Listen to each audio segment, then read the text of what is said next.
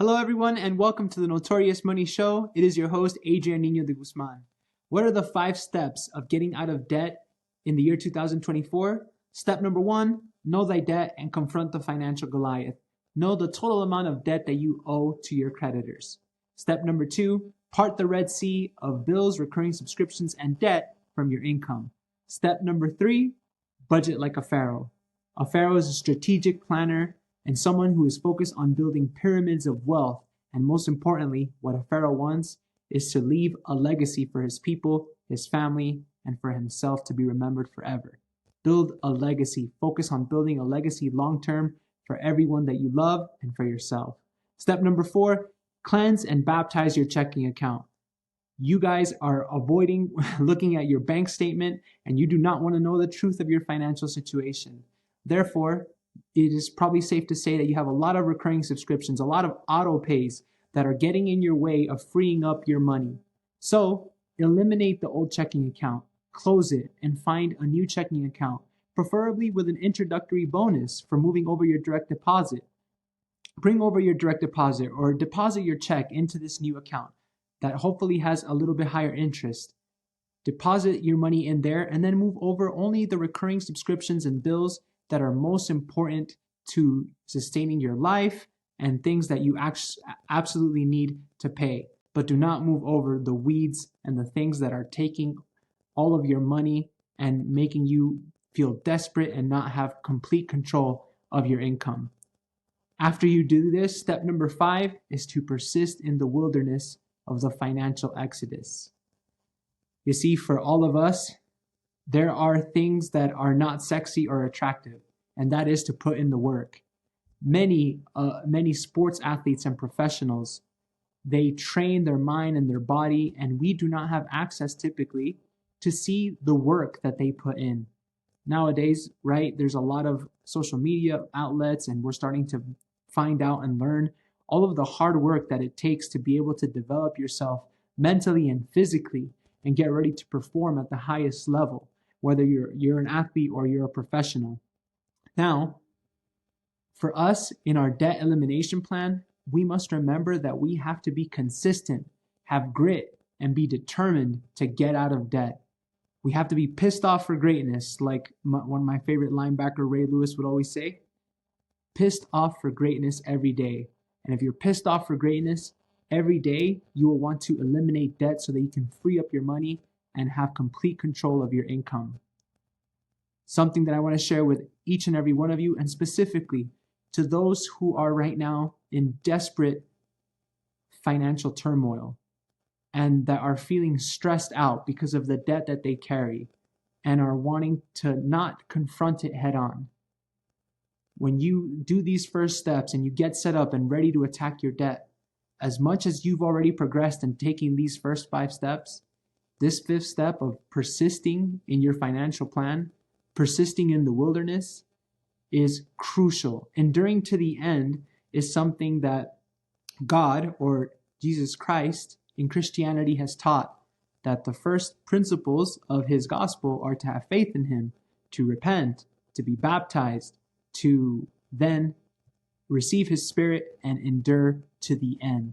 Persistence is everything. The grind is everything. You got to love the grind. Love getting out of debt. Love the future you. Love the pharaoh that you are becoming.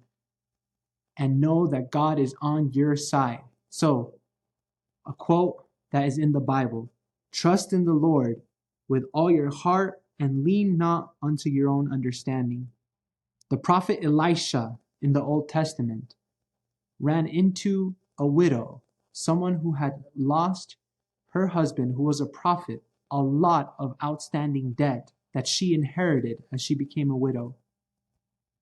The creditors were coming after her 2 sons and were going to make them slaves to work to pay off the debt of their deceased father. The widow comes to Elisha and asks Elisha, how can I receive help, or what can I do to pay off the debt that I owe, or that my husband owed, so that my 2 sons could not go and become slaves? Elisha tells her and asks her, what do you possess in your home? The widow tells Elisha, all I possess as a commodity is olive oil. Elisha tells her to go home and to fill every single vessel that she owns and fill it with olive oil. She only had one vessel of olive oil, but she gathered her sons and they gathered all of the vessels that they had in the home. And as she started pouring oil into these other vessels from the one vessel she only had and possessed, the olive oil started to multiply, and she had an abundance of olive oil. She was able to fill every vessel in her home, so much so that she was able to pay off the debt that her deceased husband had left to her to pay off. Her two boys were free, and she was able to prosper thanks to trusting in God and trusting in what Elisha had asked her to do.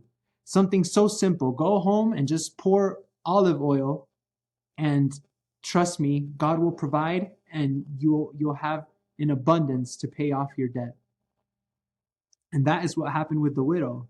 It's a crazy story. And now, whether, again, you are Christian or you think of this as more mythology, these stories have stood the test of time because they teach us a valuable lesson: to have faith and determination in the higher power.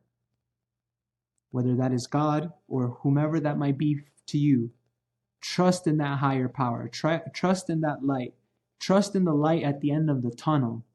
Stop focusing on the darkness around you, but focus on the light at the end of the tunnel, and you will be financially free.